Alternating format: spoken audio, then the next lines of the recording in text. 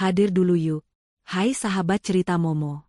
Sebelum kita masuk ke cerita penuh kejutan hari ini, jangan lupa like dulu videonya. Subscribe channel ini biar kamu nggak ketinggalan kisah-kisah inspiratif yang bikin merinding dan menyentuh hati. Tulis juga di kolom komentar. Hadir, nama kamu, dan asal kotamu. Contohnya, hadir, Rina dari Surabaya. Yuk saling sapa dan dukung satu sama lain di sini hati berkilau.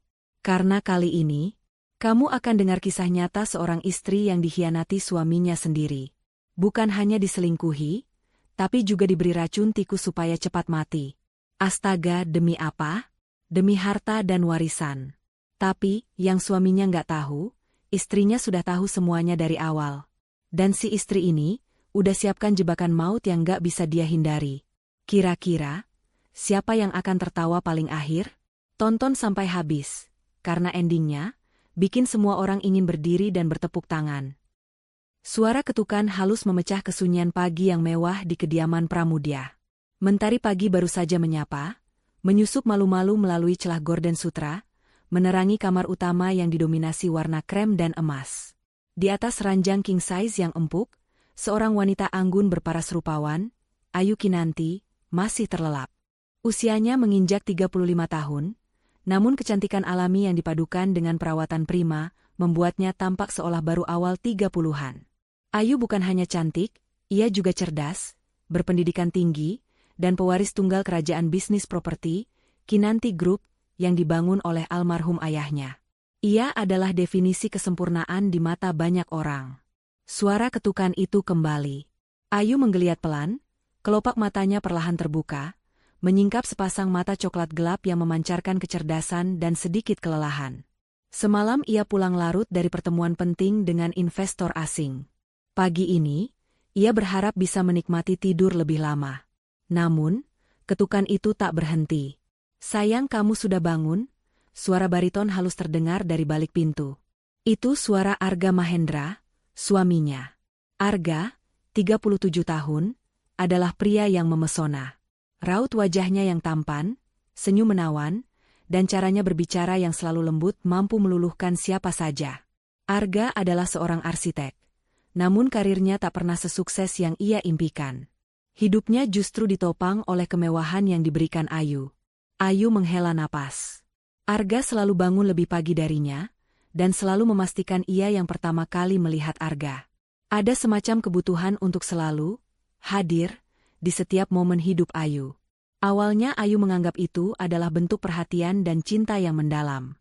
Sekarang, terkadang, terasa sedikit berlebihan. "Iya, Arga, sebentar," sahut Ayu seraya mendudukkan diri. Ia mengikat rambut panjangnya yang tergerai. Saat ia membuka pintu, Arga sudah berdiri di sana dengan senyum lebar, memegang nampan berisi sarapan ringan dan segelas smoothie hijau kesukaan Ayu. "Pagi, sayang," sapa Arga, mengecup kening Ayu lembut. "Maaf mengganggu tidurmu. Aku cuma mau memastikan kamu sarapan. Kamu pasti lelah sekali semalam." Ayu tersenyum tipis, menerima nampan itu. "Terima kasih, Arga. Kamu selalu tahu apa yang aku butuhkan." Mereka duduk di meja makan kecil di samping jendela besar kamar. Arga dengan setia menemani Ayu sarapan, sesekali menyuapi buah atau mengelap sudut bibir Ayu. "Hari ini ada jadwal apa, sayang? Aku bisa menemanimu kalau ada waktu." "Tidak perlu, Arga. Hari ini aku ada rapat penting di kantor, lalu sorenya bertemu klien dari Jepang. Kurasa kamu bisa menemaniku ke galeri seni yang baru buka itu." "Kamu kan suka seni?" jawab Ayu, menyeruput smoothie-nya. Arga mengangguk, namun ada kilatan aneh di matanya yang cepat disembunyikan. "Tentu saja. Aku akan menunggumu di rumah. Atau kau mau kujemput?" "Nanti ku kabari. Kamu santai saja di rumah." Ayu meletakkan gelas smoothie-nya yang sudah setengah kosong. Setelah Ayu selesai bersiap, ia turun ke bawah. Arga sudah menunggunya di ruang tamu, memakai setelan kasual yang rapi. "Aku antar sampai depannya, sayang." "Tidak usah, sopir sudah menunggu." Ayu mencium pipi Arga. "Aku berangkat dulu." Di mobil menuju kantor, Ayu memandangi jalanan kota yang ramai. Pikiran Arga kembali terlintas. Arga, suaminya selama 5 tahun ini. Pria yang ia cintai sepenuh hati, yang selalu ada untuknya, yang tak pernah absen memanjakannya dengan perhatian. Namun, entah mengapa, belakangan ini ada sedikit getaran tak nyaman di hatinya. Kecurigaan yang samar, seolah ada retakan kecil di balik lapisan emas pernikahannya. Sejak 6 bulan lalu, Arga tiba-tiba tertarik pada saham perusahaan Kinanti Group. Ia sering bertanya detail tentang keuangan, aset, dan bahkan asuransi jiwa Ayu. Arga beralasan itu hanya rasa ingin tahu dan keinginan untuk lebih terlibat dalam kehidupan Ayu. Tapi Ayu, yang terbiasa mengurus detail bisnis, merasa ada yang janggal. Pertanyaan-pertanyaan itu terlalu spesifik, terlalu sering. Pak Arga bertanya ini itu tentang detail perjanjian saham. Bu, kata Pak Hendra, pengacara keluarga Kinanti, suatu sore lewat telepon. Tadi saya jelaskan secara umum saja, karena beliau bukan pihak yang berhak mengetahui detail. Ayu tersenyum tipis mendengar laporan Pak Hendra. Baik, Pak Hendra. Terima kasih sudah memberitahu saya. Lalu, ada lagi. Beberapa kali, Arga sengaja membiarkan laptopnya terbuka, dan Ayu tak sengaja melihat browser historinya. Isinya tentang cara-cara agar bisa mengakses rekening bank tanpa persetujuan pemilik, atau pencarian tentang hukum warisan tanpa surat wasiat. Ayu terkejut. Ia mencoba mengabaikannya, berpikir itu mungkin hanya bagian dari riset Arga untuk proyek arsitekturnya yang sedang tidak jelas. Tapi keganjilan itu terus berulang.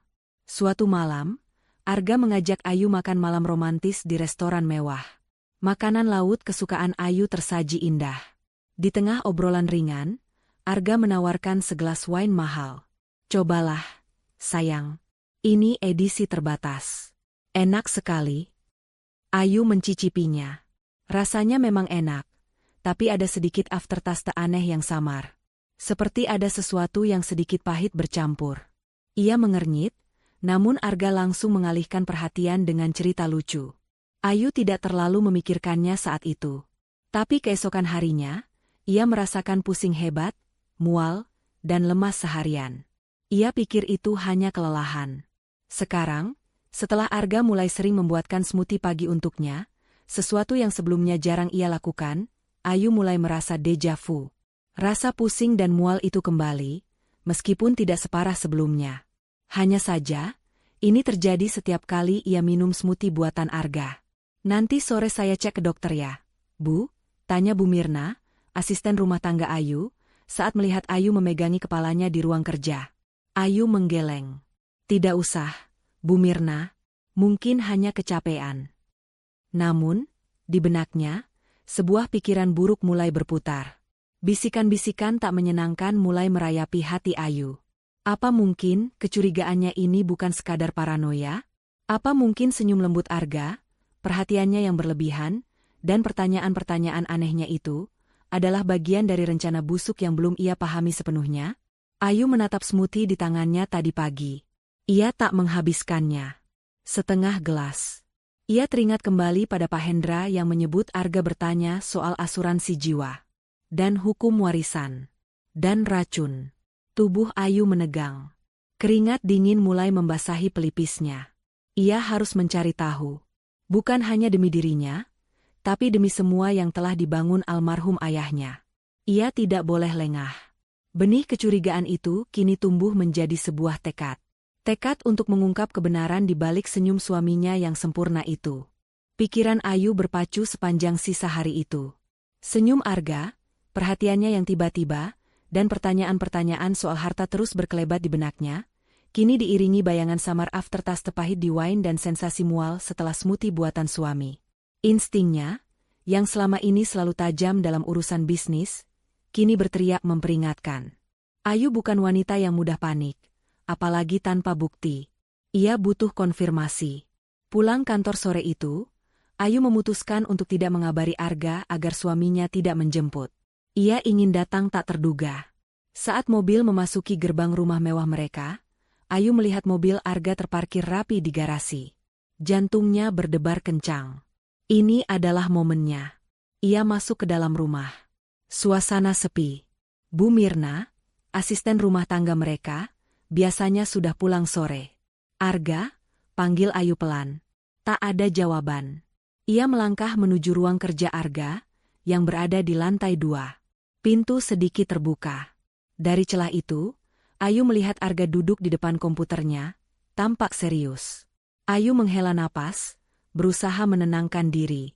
Ia harus bertindak seolah semuanya normal. Ia membuka pintu lebih lebar, menampilkan senyum lelah. Arga, aku pulang. Arga terlonjak kaget, buru-buru menutup layar laptopnya. Ada rona merah di pipinya. Sayang, kau sudah pulang? Kenapa tidak memberitahu? Ia berdiri, menghampiri Ayu dengan senyum lebar yang terlihat sedikit dipaksakan. Aku baru saja mencari inspirasi desain. Hei. Maaf, mendadak ada meeting tambahan. Aku lelah sekali, kata Ayu, memerankan perannya. Aku mau mandi dulu. Tentu, sayang, kau pasti lelah. Nanti setelah mandi, biar aku siapkan teh hangat untukmu, ujar Arga, sambil mengusap lembut rambut Ayu. Ayu mengangguk. Saat ia berbalik menuju kamarnya, matanya melirik sekilas ke arah meja kerja Arga. Di samping laptop, tergeletak sebuah buku. Ayu mengenalinya. Itu adalah buku resep masakan yang jarang sekali disentuh Arga. Aneh. Setelah mandi, Ayu mengenakan piyama dan keluar kamar.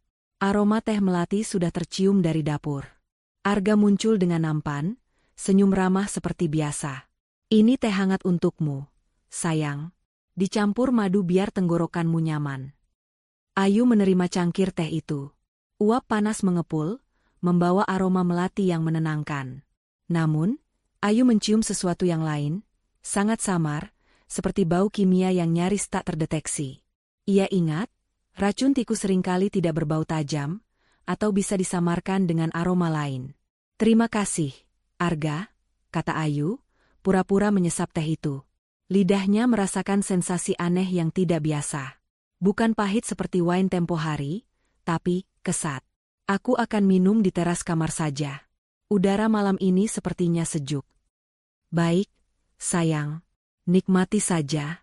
Aku mau selesaikan sedikit pekerjaan di ruang kerja ya, sahut Arga, tatapannya lekat pada cangkir teh di tangan Ayu, seolah menunggu Ayu menghabiskannya.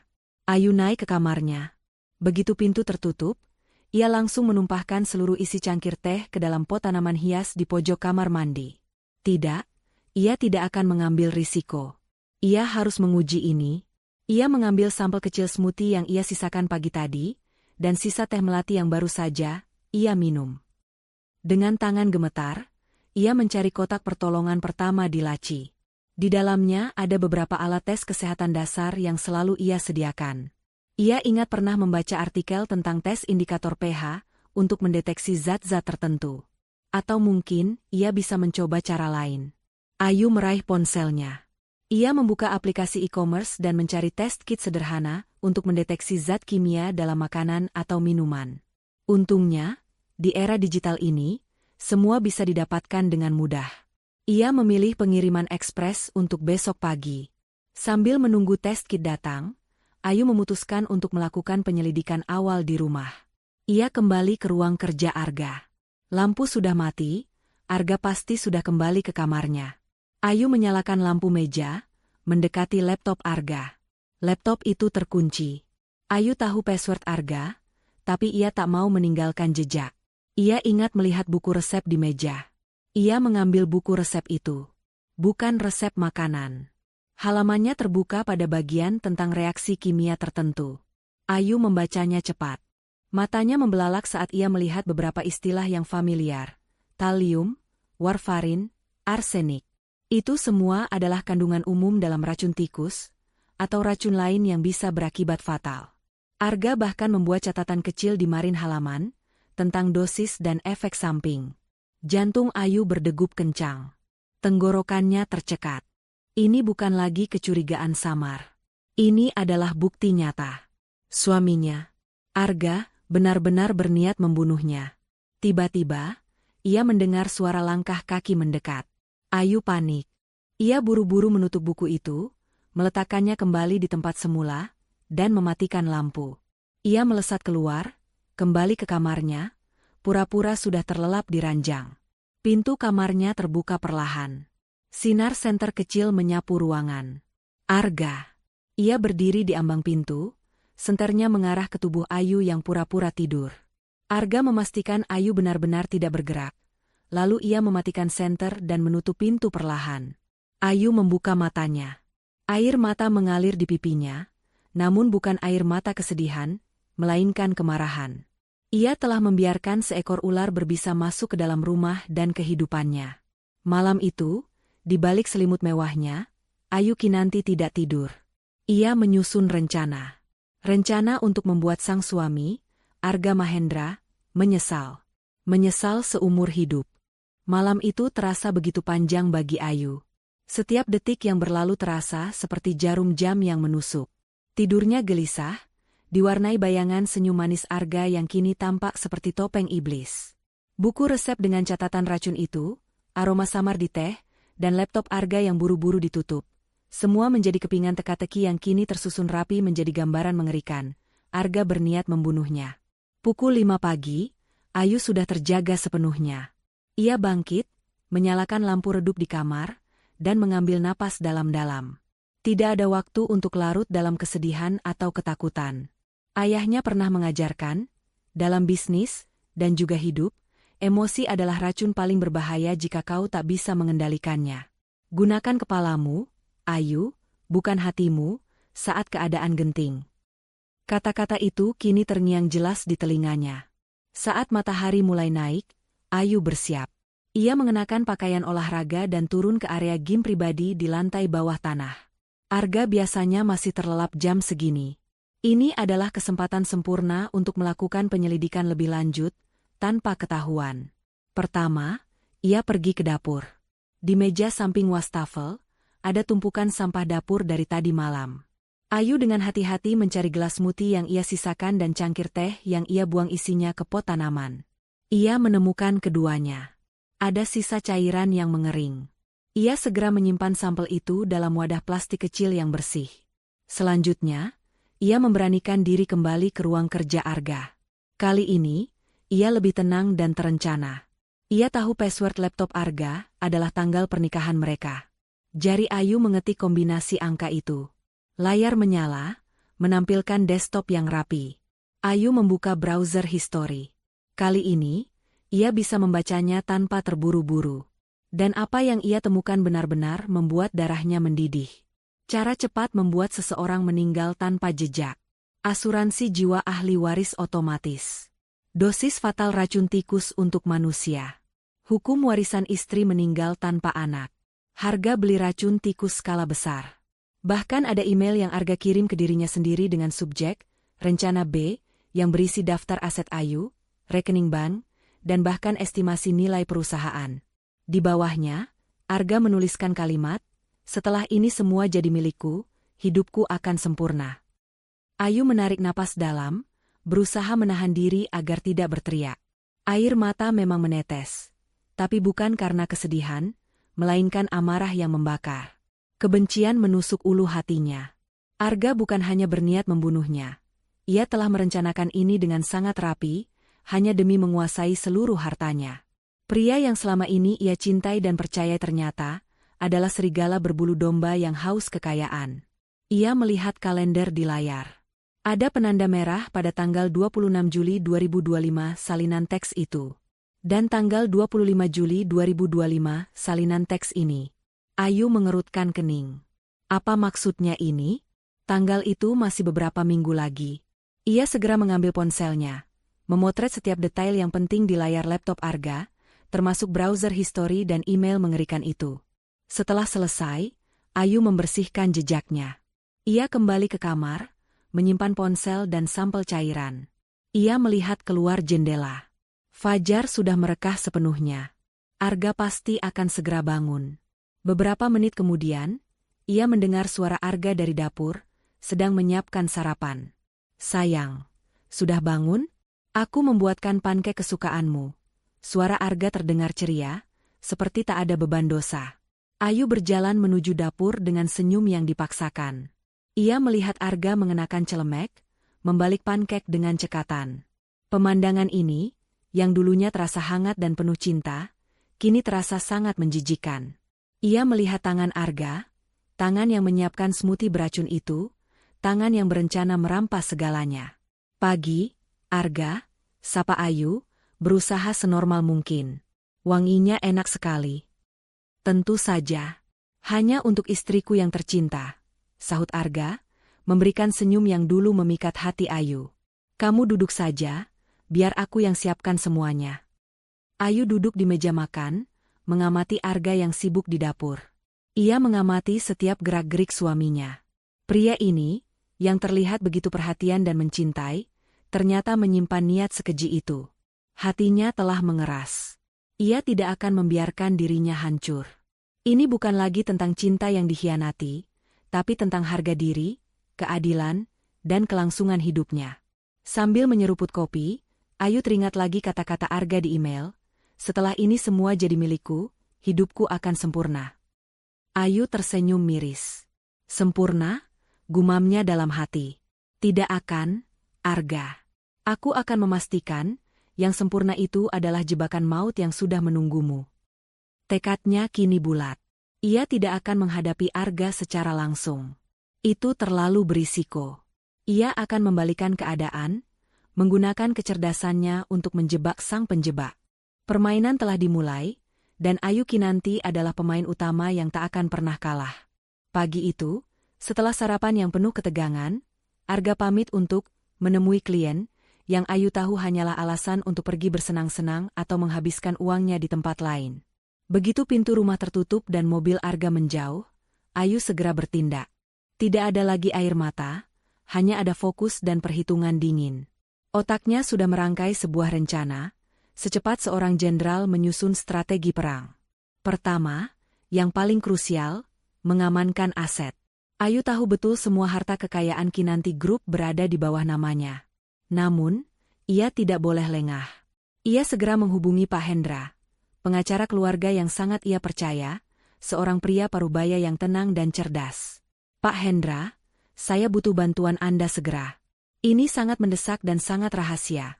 Suara Ayu terdengar tegas namun rendah saat ia menelepon dari ruang kerjanya yang terkunci. Ada apa, Bu Ayu? Kedengarannya serius.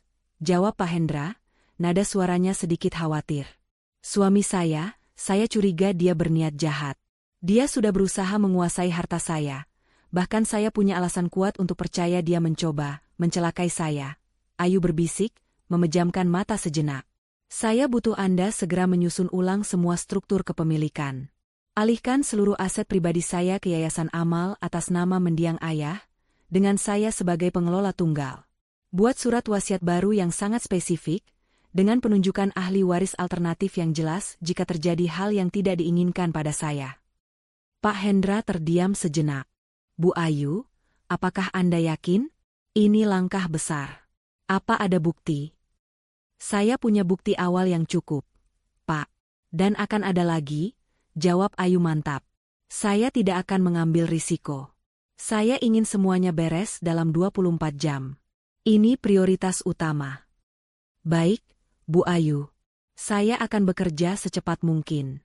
Kirimkan semua dokumen yang relevan ke alamat email saya. Saya akan menyusun draftnya dan kita bisa tanda tangani besok pagi, kata Pak Hendra, suaranya kini penuh keseriusan. Setelah menutup telepon, Ayu segera mengumpulkan semua dokumen penting, sertifikat saham, laporan keuangan, polis asuransi, dan dokumen properti. Ia memindainya dan mengirimkannya ke Pak Hendra. Ia juga menelepon manajer bank pribadinya dan memerintahkan pembekuan beberapa rekening atas namanya dan pemindahan dana ke rekening cadangan yang tidak diketahui Arga. Langkah kedua, memasang perangkap bukti. Arga jelas akan terus mencoba meracuninya. Ayu tidak boleh meminum apapun yang Arga berikan. Ia butuh bukti konkret dan tak terbantahkan.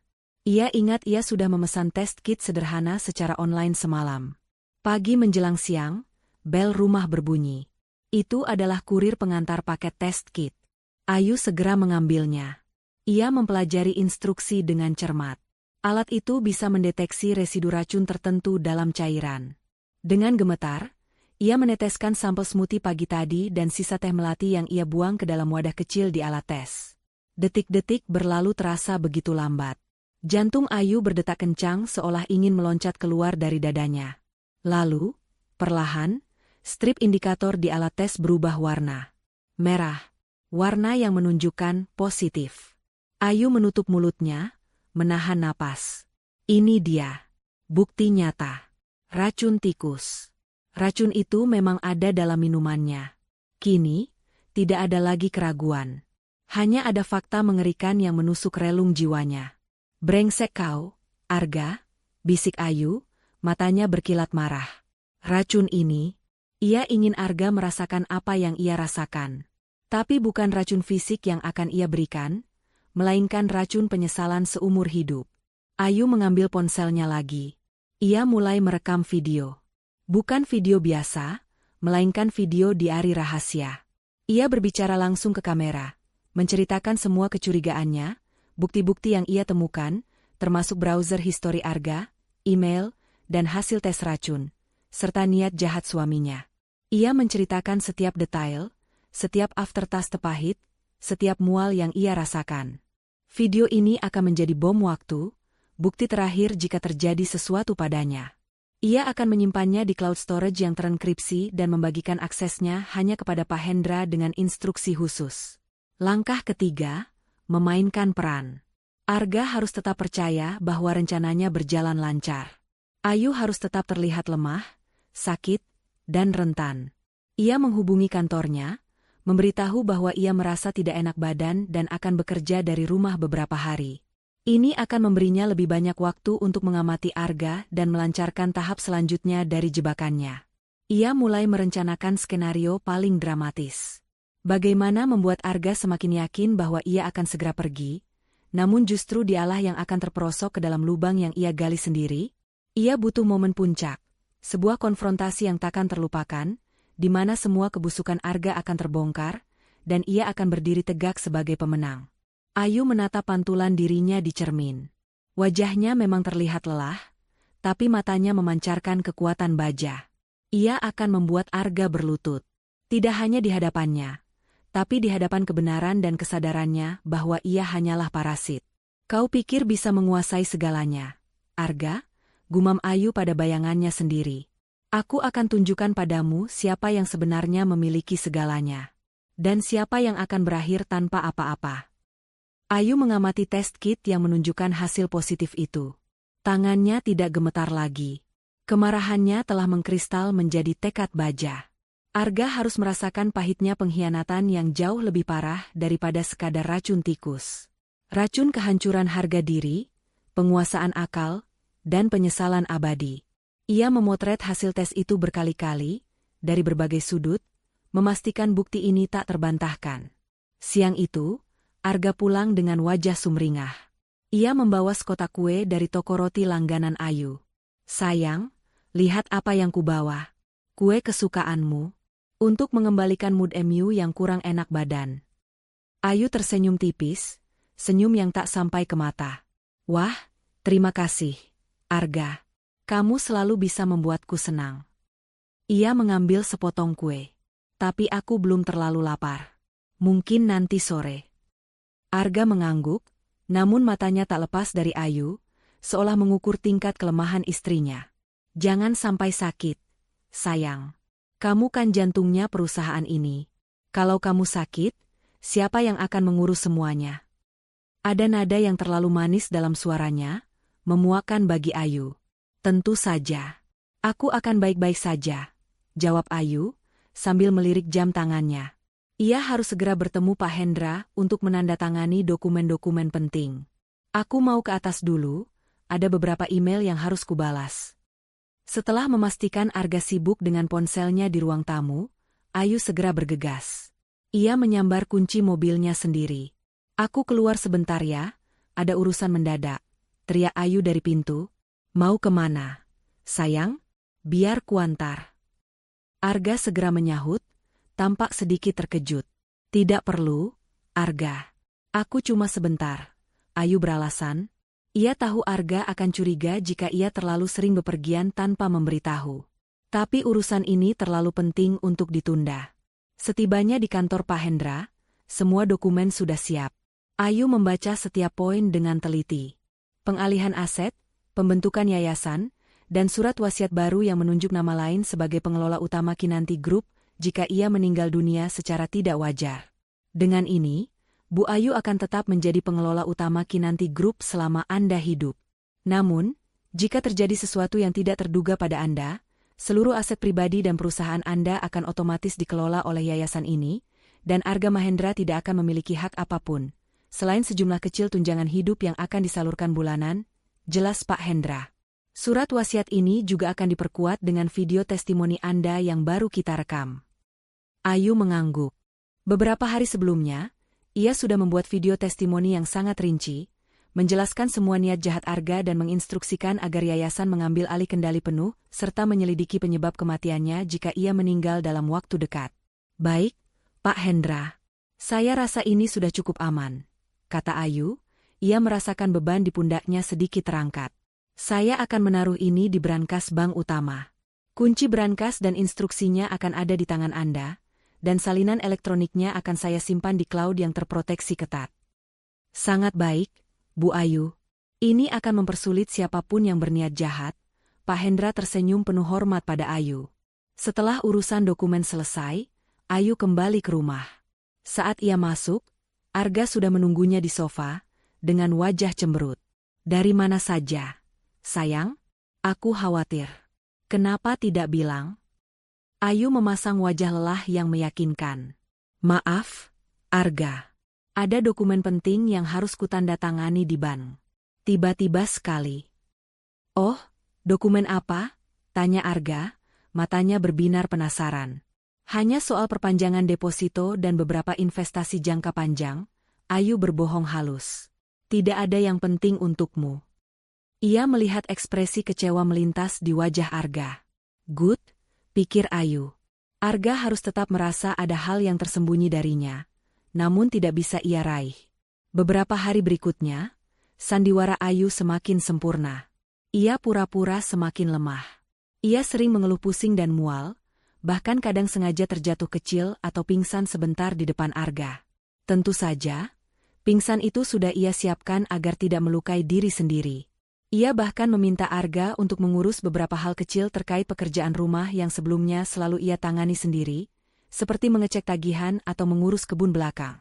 Arga, yang melihat kemunduran, kesehatan Ayu, semakin percaya diri. Senyum di wajahnya semakin lebar, perhatiannya semakin tulus. Ia sering menawarkan untuk memasak atau membuatkan minuman untuk Ayu, yang tentu saja selalu dihindari atau dibuang diam-diam oleh Ayu. Sayang, coba minum ramuan herbal ini. Kata temanku ini bagus untuk stamina. Ujar Arga suatu sore, menyodorkan segelas cairan keruh. Ayu mengambilnya, pura-pura tersenyum. Wah, kamu baik sekali, Arga. Tapi aku sudah minum obat dari dokter. Ia berakting batuk-batuk kecil. Arga terlihat sedikit kecewa, namun segera menyembunyikannya. Tidak apa-apa, sayang. Yang penting kamu cepat pulih. Setiap malam, Arga selalu memeriksa Ayu saat tidur, memastikan ia baik-baik saja. Namun, Ayu tahu, ia sedang diperiksa. Diperiksa apakah efek racunnya bekerja atau tidak. Setiap kali Arga mendekat, Ayu akan merasakan dingin di punggungnya, namun ia akan terus berakting, tidur pulas. Ayu juga mulai meninggalkan jejak kecil yang sengaja ia buat. Seperti meninggalkan surat kecil yang belum selesai tentang keinginannya setelah meninggal dunia, yang tentu saja tidak mencantumkan Arga sebagai ahli waris.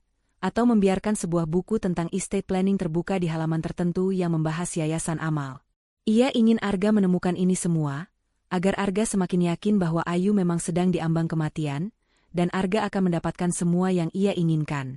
Semua sudah sesuai rencana. Gumam Ayu pada dirinya sendiri suatu malam, sambil melihat Arga tidur pulas di sampingnya.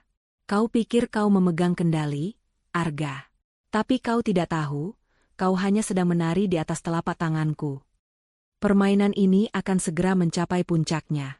Dan Ayu memastikan, Arga akan menyesalinya seumur hidup. Ayu melanjutkan sandiwaranya dengan sempurna. Ia memastikan penampilannya semakin lesu, suaranya sedikit parau, dan gerakannya lambat. Bahkan, ia sesekali sengaja menjatuhkan barang kecil, seolah tangannya tak punya tenaga. Arga, yang semakin yakin bahwa racunnya bekerja, menjadi semakin berani dan tidak sabar. Matanya selalu memancarkan keserakahan yang nyaris tak tersembunyi, setiap kali melihat Ayu terbatuk atau terlihat pucat. Suatu sore, Arga pulang membawa sebuah kotak kecil yang dibungkus rapi. "Sayang, aku membawakan ini untukmu. Hadiah agar kamu cepat pulih," katanya, senyumnya mengembang penuh kemenangan yang tak Ayu sadari. Ayu membuka kotak itu. Di dalamnya ada sebuah kalung emas berliontin cantik. "Wah, Arga, ini indah sekali," Ayu berkata dengan nada lemah yang tulus, seolah terharu. "Kamu suka?" Arga terlihat senang. "Pakai sekarang, sayang. Pasti cocok untukmu." Ayu memakai kalung itu. Sementara Arga sibuk mengagumi hasil pilihannya, Ayu melihatnya membawa sebuah botol air mineral dari dapur, yang entah mengapa terlihat baru dibuka. Arga menuangkan isinya ke dalam gelas dan menyodorkannya pada Ayu. "Ini air mineral saja, sayang. Biar tenggorokanmu tidak kering." Ayu menerima gelas itu, tatapannya bertemu dengan mata Arga. Untuk sesaat, ia melihat kilatan aneh di sana, sebuah kegembiraan yang terlalu besar untuk sekadar menawarkan air minum. "Ini dia," batin Ayu. "Puncak aksinya." "Terima kasih, Arga," Ayu berkata, membawa gelas itu ke bibirnya. Ia pura-pura akan meminumnya, namun tiba-tiba tangannya bergetar hebat. Gelas itu terlepas dari genggamannya, jatuh ke lantai dengan suara pecah yang nyaring, isinya tumpah ruah membasahi karpet. Arga terperanjat. "Astaga, sayang, kamu baik-baik saja?" Ia segera menghampiri Ayu, mencoba membantunya berdiri. Wajahnya terlihat khawatir, namun di balik itu, Ayu melihat kekecewaan yang jelas karena rencananya gagal.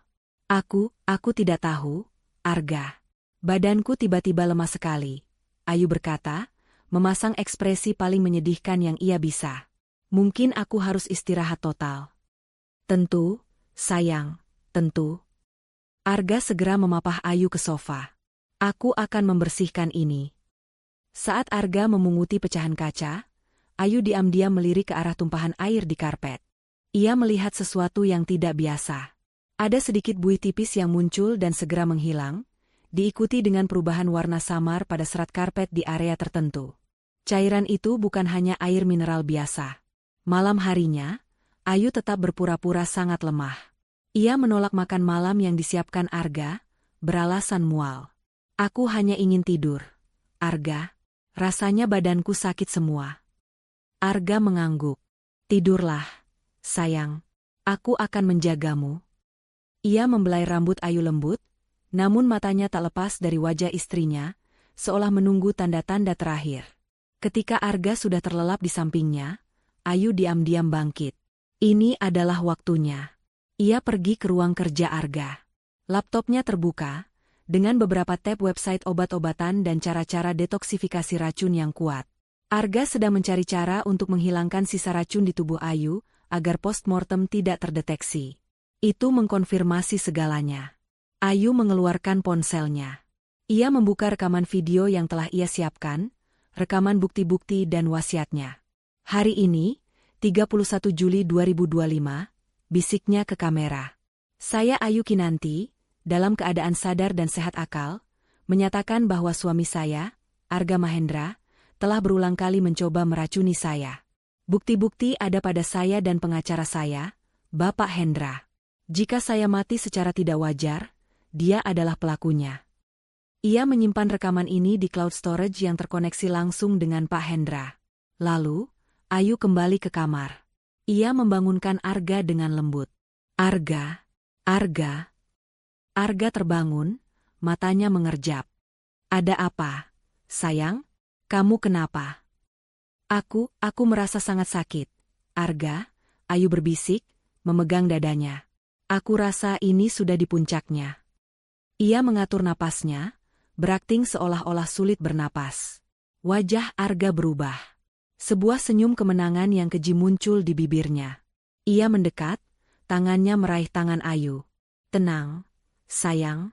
Aku ada di sini bersamamu." Nada suaranya terdengar lembut, namun ada kepuasan yang mengerikan di dalamnya. Ayu menatap mata Arga, lurus, tanpa berkedip. Arga, kau tahu kenapa aku sakit? Senyum Arga sedikit pudar. Maksudmu, sayang? Kau tahu, Arga?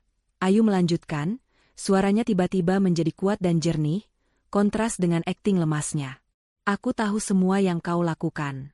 Racun di wine itu, di smoothie itu, dan bahkan di air mineral yang kau berikan tadi. Mata Arga membelalak. Senyumnya lenyap seketika, digantikan oleh ekspresi syok dan horor. Ia mencoba menarik tangannya dari genggaman Ayu, tapi Ayu mencengkeramnya erat. Kau pikir aku bodoh, Arga? Kau pikir aku tidak tahu kau mengincar hartaku? Ayu menekan. Kau salah besar. Aku sudah tahu niat busukmu sejak awal.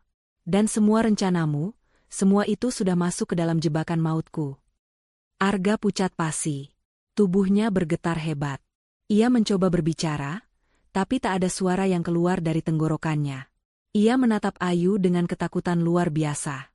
Kau pikir kau bisa menguasai semua hartaku? Kau salah, Arga.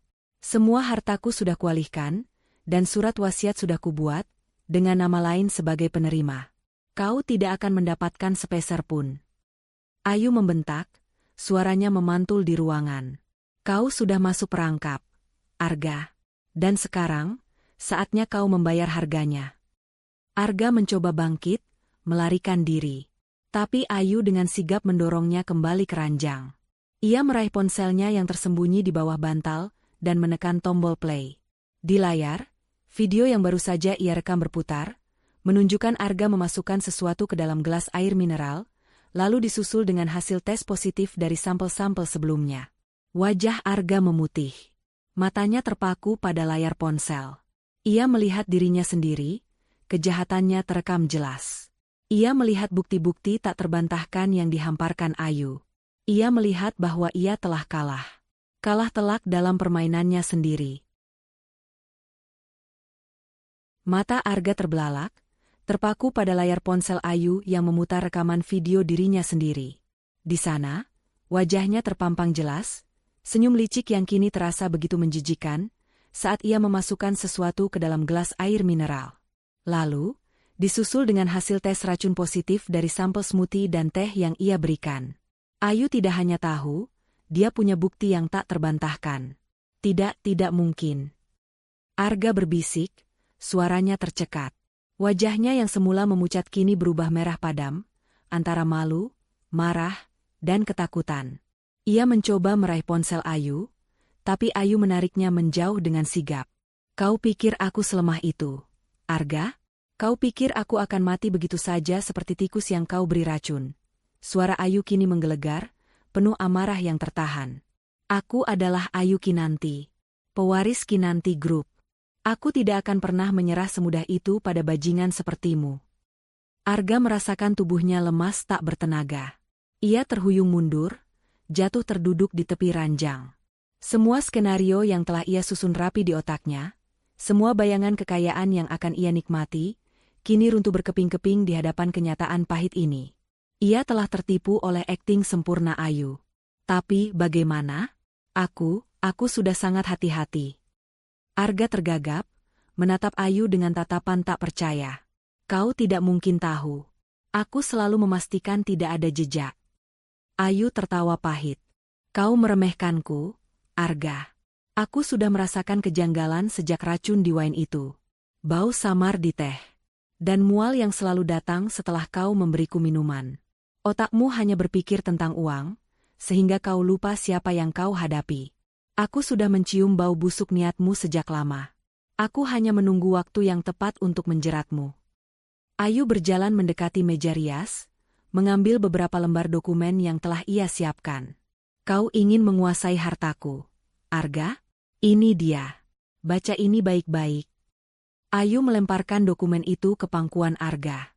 Arga mengambilnya dengan tangan gemetar. Matanya menyapu baris demi baris tulisan di sana. Surat wasiat terbaru, akta pengalihan aset ke Yayasan Amal Kinanti Jaya, perjanjian pembekuan rekening. Namanya tidak tercantum dimanapun sebagai ahli waris. Semua asetnya, semua rekeningnya, bahkan perusahaan, telah dialihkan dan diamankan. Ia hanya akan mendapat tunjangan hidup bulanan yang tidak seberapa, dan itu pun di bawah kendali yayasan. Tidak. Ini tidak mungkin. Kau bohong.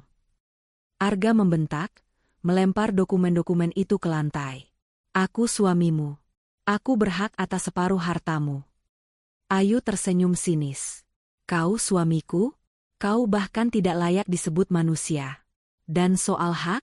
Hakmu sudah hangus begitu kau berniat meracuni istrimu sendiri. Pengacara keluargaku sudah mengurus semuanya. Bahkan jika aku mati, kau tidak akan mendapatkan sepeser pun. Justru kau akan diseret ke meja hijau dengan semua bukti ini. Ayu menunjuk ponselnya. Arga bangkit, wajahnya memerah padam. Kau sudah merencanakannya. Tentu saja. Sama sepertimu, sahut Ayu dingin. Bedanya, rencanaku sempurna. Rencanamu, hanya rencana seorang pengecut dan parasit yang ingin hidup enak tanpa keringat. Arga terdiam, terpaku. Kata-kata Ayu menusuknya tepat di ulu hati. Parasit. Ya, itu adalah dirinya. Selama ini ia memang hanya numpang hidup pada Ayu. Ia tidak pernah punya karya yang benar-benar sukses. Hidupnya selalu ditopang oleh uang Ayu. Ia selalu merasa kecil di hadapan Ayu, dan kekayaan Ayu adalah satu-satunya cara baginya untuk merasa berkuasa. Tapi sekarang, itu semua telah lenyap. Wajah Arga berubah dari kemarahan menjadi keputusasaan. Ia memandangi Ayu, wanita yang selama ini ia anggap polos dan mudah dimanipulasi, ternyata adalah strategis ulung yang mampu menjeratnya. Pandangannya beralih ke dokumen-dokumen di lantai, lalu ke ponsel Ayu yang masih menampilkan bukti-bukti video. Ia terperangkap. Benar-benar terperangkap. Lututnya melemas. Perlahan, ia merosot ke lantai, terduduk dengan kepala tertunduk. Semua ambisinya, semua mimpinya untuk hidup bermewah-mewah tanpa kerja keras, hancur lebur di hadapannya. Rasa malu, sesal, dan keputusasaan menyelimuti dirinya. Ia telah kehilangan segalanya, bahkan harga dirinya. Ia bukan lagi Arga Mahendra yang tampan dan memesona, tapi hanya seorang pecundang yang tertangkap basah dalam kejahatannya. Suasana hening menyelimuti kamar itu, hanya terdengar suara napas Arga yang memburu dan isakan kecil yang mulai lolos dari bibirnya. Ia menyesal. Menyesal bukan hanya karena gagal, tapi karena menyadari kebodohan dan kejahatan yang telah ia lakukan terhadap wanita yang seharusnya ia cintai. Arga terduduk di lantai, bahunya terguncang oleh isakan pilu. Ponsel Ayu yang menampilkan bukti kejahatannya tergeletak tak jauh darinya, layarnya masih menyala, menjadi saksi bisu kehancuran sang suami. Rasa malu dan sesal kini membanjiri dirinya. Ia, yang selama ini merasa cerdik dan berhak atas segalanya, kini tak lebih dari seorang pengemis di hadapan kebenaran. Ayu menatapnya. Wajahnya keras, tanpa belas kasihan. Hatinya telah terlalu dalam terluka. Sekarang kau sadar, Arga? Kau pikir semua ini mudah? Kau pikir aku akan mati begitu saja, dan kau bisa hidup senang di atas penderitaanku? Arga mengangkat wajahnya yang basah oleh air mata. Matanya merah dan bengkak. Ia melihat Ayu bukan lagi sebagai target kekayaan, melainkan sebagai sosok yang jauh lebih besar, lebih kuat, dan lebih cerdas dari yang pernah ia bayangkan. Aku minta maaf. Ayu, suaranya serak dan gemetar. Aku tidak tahu kau sekuat ini. Kau memang tidak tahu apa-apa. Arga, potong Ayu tajam. Kau tidak pernah tahu siapa aku sebenarnya. Kau hanya melihatku sebagai mesin uang, sebagai tiketmu menuju kemewahan tanpa kerja keras. Kau pikir kau tampan, kau pikir kau charming, dan itu cukup untuk mendapatkan segalanya? Kau salah besar. Arga menunduk lagi, membenamkan wajahnya di telapak tangan. Aku salah. Ayu, aku tahu aku salah. Aku benar-benar brengsek. Ia merasakan pahitnya kekalahan. Bukan hanya kalah dalam rencananya, tapi kalah sebagai manusia. Aku dibutakan oleh keserakahan. Aku selalu merasa tidak cukup. Melihatmu punya segalanya, dan aku merasa tidak berharga. Aku pikir, kalau aku punya hartamu, aku akan dihargai. Aku akan jadi orang besar. Jadi, membunuhku adalah jalan pintas, orang besar, menurutmu? Sindir Ayu pedas. Arga menggeleng cepat. Tidak. Awalnya aku hanya berpikir untuk menguasai hartamu saja. Tapi entah mengapa, ide itu semakin gelap. Aku menyesal. Aku benar-benar menyesal. Air mata Arga semakin deras. Ini bukan lagi tangisan karena rencananya gagal, tapi tangisan dari lubuk hati yang mengakui kesalahannya. Ia telah mencoba membunuh istrinya sendiri. Betapa hinanya ia. Apa kau tahu, Arga? Ayu berkata, suaranya kini sedikit melunak, namun masih tajam. Aku mengorbankan tidurku, tenagaku, pikiranku, untuk membangun Kinanti Group agar nama ayahku tetap harum. Aku bekerja keras siang dan malam. Sementara kau hanya duduk manis, menghabiskan uangku, dan merencanakan kematianku.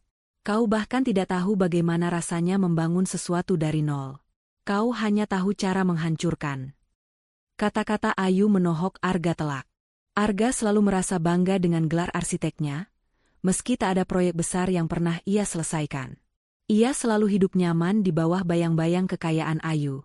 Ia tak pernah benar-benar mengerti arti kerja keras dan tanggung jawab. Kini, semuanya terpapar jelas. Ia memang parasit. Arga merangkak mendekati kaki Ayu.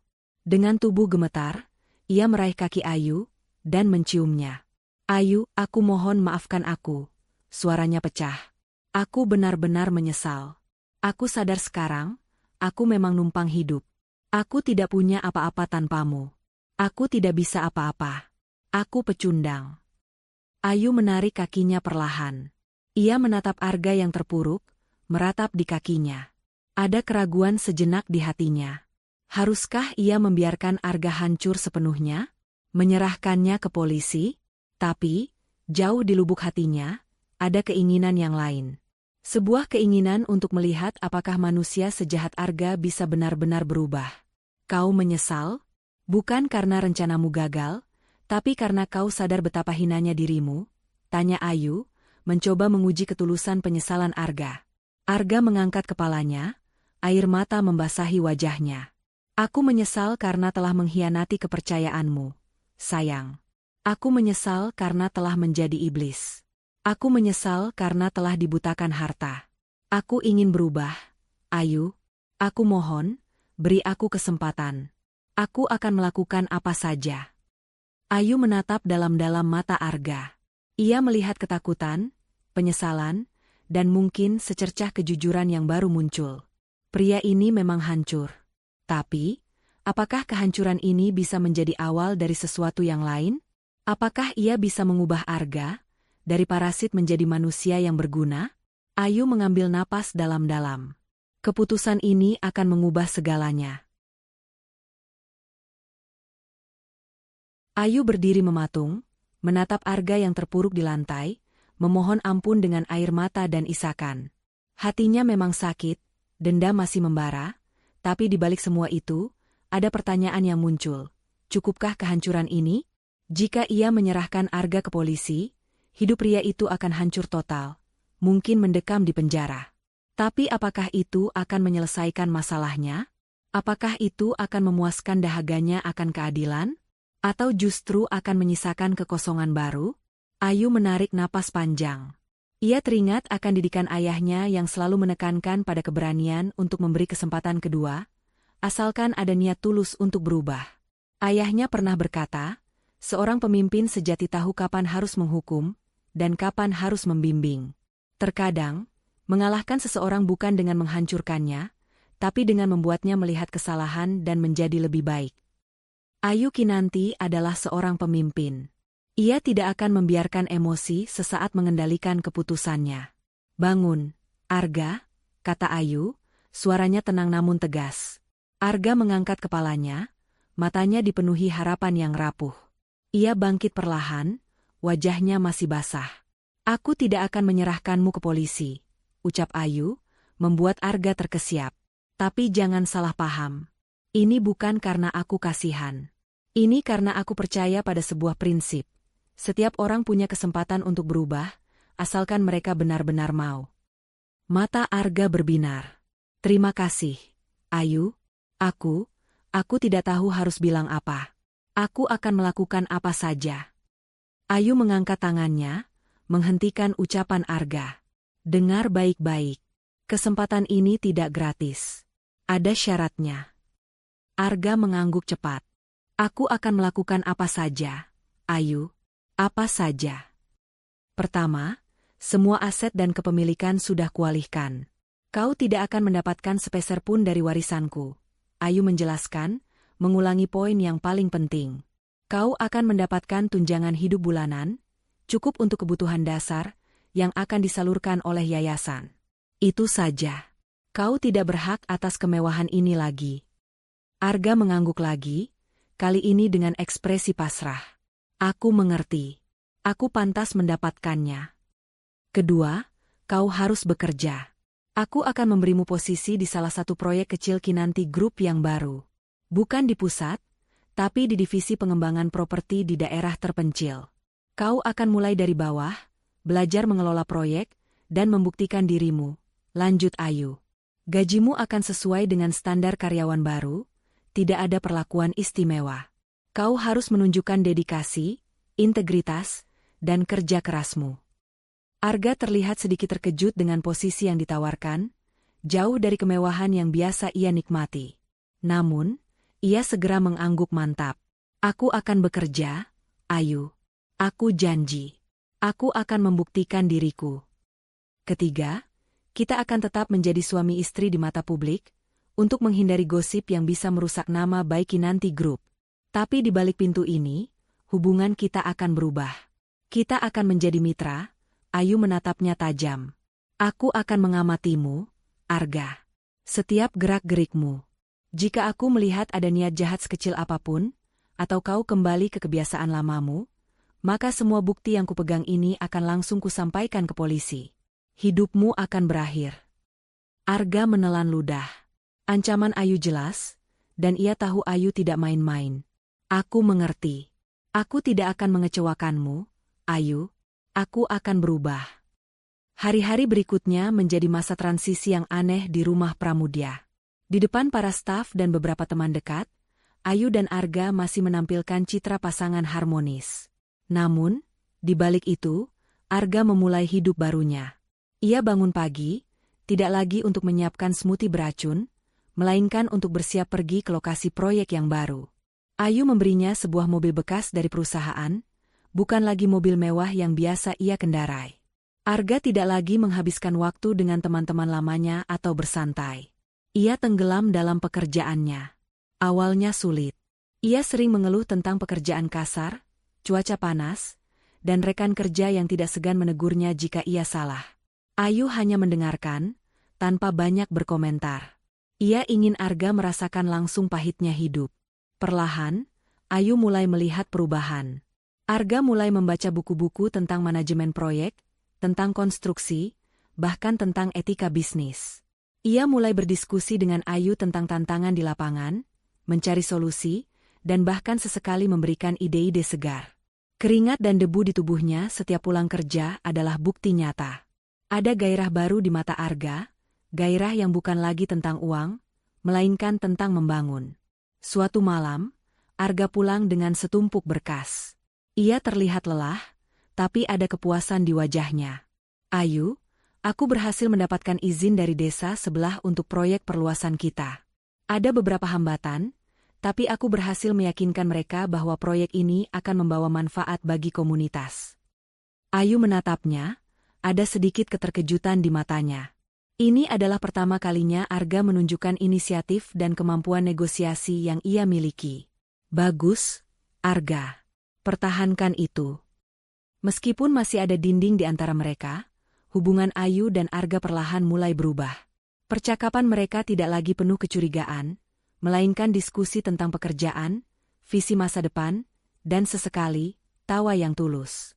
Arga tidak lagi mencoba menguasai Ayu, melainkan bekerja berdampingan, membuktikan bahwa ia bisa menjadi mitra yang setara, bukan lagi parasit. 2 tahun berlalu sejak malam pengakuan Arga yang memilukan. Rumah mewah milik Ayu Kinanti masih berdiri kokoh, saksi bisu dari drama pengkhianatan dan penebusan yang terjadi di dalamnya. Namun, kini, suasana di dalam rumah itu terasa sangat berbeda. Ketegangan telah digantikan oleh harmoni, kecurigaan oleh kepercayaan yang perlahan tumbuh. Arga Mahendra bukan lagi pria yang sama. Wajahnya memang masih tampan, namun sorot matanya kini memancarkan kejujuran dan ketulusan. Tangan yang dulu lihai mencampur racun, kini penuh kapalan dan kotor oleh lumpur proyek. Ia telah membuktikan dirinya di divisi properti daerah. Proyek yang awalnya ia pegang, sebuah perumahan sederhana untuk masyarakat berpenghasilan rendah di Wonosobo, kini telah sukses besar. Arga tidak hanya mengelola, ia juga terlibat langsung di lapangan, memantau setiap detail, dan bahkan ikut merancang ulang beberapa bagian agar lebih efisien dan ramah lingkungan. Kinerjanya yang luar biasa membuat Pak Hendra, pengacara keluarga, merekomendasikan Arga untuk posisi yang lebih strategis di Kinanti Group. Ayu, setelah mengamati perubahan Arga dengan seksama selama 2 tahun, akhirnya setuju. Arga kini menjabat sebagai Direktur Pengembangan Proyek, bertanggung jawab atas ekspansi perusahaan ke berbagai daerah, termasuk Jawa Tengah. Hubungan Ayu dan Arga pun berubah drastis. Dinding yang dulu tinggi kini perlahan runtuh. Mereka sering menghabiskan malam di ruang kerja, bukan lagi dengan rahasia tersembunyi, melainkan berdiskusi tentang strategi bisnis, rencana ekspansi, dan ide-ide inovatif untuk Kinanti Group. Ayu melihat bagaimana ide-ide cemerlang Arga yang dulu terpendam, atau mungkin hanya digunakan untuk hal negatif, kini disalurkan untuk membangun. Ia melihat Arga bekerja keras, berinovasi, dan bahkan berdebat dengannya demi kemajuan perusahaan. Suatu sore, Ayu dan Arga duduk di teras belakang, menikmati kopi. Arga tampak kelelahan, tapi senyum puas terukir di bibirnya. Proyek di Jawa Tengah itu membutuhkan banyak tenaga. "Yu," katanya, memijat pelipisnya. "Tapi aku yakin, dalam 5 tahun ke depan, kita bisa menjadikan Kinanti Group pemimpin pasar di sana." Ayu tersenyum. "Aku percaya padamu, Ga. Kau sudah membuktikan banyak hal." Arga menatap Ayu. Ada rasa syukur yang mendalam di matanya. "Ayu, aku tidak akan pernah bisa membalas kebaikanmu. Kau memberiku kesempatan yang tidak pantas kudapatkan. Kau tidak hanya menyelamatkan hidupku, tapi juga jiwaku." Ayu meletakkan tangannya di atas tangan Arga. "Kau tidak perlu membalas, Arga. Cukup teruskan kerja kerasmu. Teruslah menjadi Arga yang sekarang. Itu sudah lebih dari cukup." Arga mengangguk. Ia teringat kembali pada masa-masa gelapnya, pada keserakahannya yang hampir menghancurkan segalanya. Racun tikus itu, niat membunuh itu, kini terasa seperti mimpi buruk yang sangat jauh. Ia telah menemukan makna hidup yang sebenarnya, bukan dalam kekayaan yang dirampas, melainkan dalam kerja keras, membangun, dan menjadi berguna. Ia sadar betul bahwa selama ini ia yang numpang hidup, dan Ayu adalah penyelamatnya, pembimbingnya. Di bawah kepemimpinan Ayu dan dengan kontribusi besar dari Arga, Kinanti Group tumbuh semakin besar dan kuat. Mereka bukan hanya membangun properti, tetapi juga yayasan amal yang kini berkembang pesat, membantu ribuan keluarga kurang mampu. Ayu sering bercerita tentang kebaikan suaminya yang kini berubah, dan Arga selalu memuji kecerdasan dan kebijaksanaan istrinya. Hubungan mereka kini adalah kemitraan sejati, didasari rasa saling menghormati dan pengalaman pahit yang telah mereka lalui bersama. Arga tidak pernah lagi mencoba menguasai Ayu, apalagi berpikir tentang kejahatan. Ia benar-benar kapok dan menyesal atas apa yang pernah ia lakukan. Ia menyadari bahwa kekayaan sejati bukanlah tentang seberapa banyak yang kau punya, tapi seberapa banyak yang bisa kau bangun dan kau berikan. Dan demikianlah, dari jurang pengkhianatan yang paling kejam, Ayu Kinanti dan Arga Mahendra berhasil membangun kembali kehidupan mereka. Bukan lagi dengan kemewahan yang kosong dan penuh intrik, melainkan dengan hidup makmur yang penuh makna, bekerja sama dengan baik, dan pondasi kepercayaan yang lebih kuat dari sebelumnya. Sebuah kisah yang membuktikan bahwa terkadang, pengampunan dan kesempatan kedua bisa menuntun pada jalan yang tak terduga, dan mengubah seorang iblis menjadi manusia yang berharga. Nah, Momo Lovers, gimana cerita Ayu Kinanti dan Arga Mahendra tadi? Pasti bikin kalian tegang, marah, tapi juga lega di akhir, kan? Kisah ini memang penuh intrik, pengkhianatan, dan drama. Tapi, di balik semua itu, ada pelajaran yang sangat berharga yang bisa kita petik. Pertama, betapa pentingnya intuisi dan kewaspadaan. Ayu tidak hanya cantik dan cerdas, tapi dia juga peka terhadap kejanggalan di sekitarnya. Jangan pernah meremehkan firasat atau perasaan tidak nyaman yang muncul, terutama dalam hubungan. Itu bisa jadi sinyal penyelamat dari Tuhan. Kedua, kekuatan seorang wanita. Ayu menunjukkan bahwa dia bukan hanya korban, melainkan seorang pejuang yang cerdik dan kuat. Dia tidak tenggelam dalam kesedihan, melainkan bangkit merancang strategi. Ini bukti bahwa setiap wanita punya kekuatan luar biasa untuk menghadapi badai hidup. Dan yang terakhir, tentang kesempatan kedua dan penebusan. Siapa sangka, dari sebuah niat jahat yang mengerikan, bisa muncul sebuah perubahan dan kemitraan yang kuat? Arga memang harus melewati jalan panjang untuk menebus kesalahannya, dan Ayu butuh keberanian besar untuk memberi kesempatan itu. Kisah mereka mengajarkan kita bahwa penyesalan tulus bisa membuka pintu menuju perbaikan, dan bahwa kerja keras serta integritas adalah kunci kebahagiaan sejati, bukan harta yang dirampas. Ingat, kemewahan itu semu, tapi kemakmuran yang dibangun bersama itu nyata. Semoga kisah ini bisa jadi inspirasi dan motivasi buat kalian semua ya, Momo Lovers. Bahwa di setiap kesulitan, selalu ada kekuatan untuk bangkit. Dan di setiap kegelapan, selalu ada kesempatan untuk menjadi lebih baik. Jangan lupa, kalau kalian suka dengan cerita ini, kasih like sebanyak-banyaknya video ini, ya. Kalau belum subscribe, langsung klik tombol merah di bawah dan nyalakan lonceng notifikasinya biar nggak ketinggalan cerita-cerita seru lainnya dari Momo.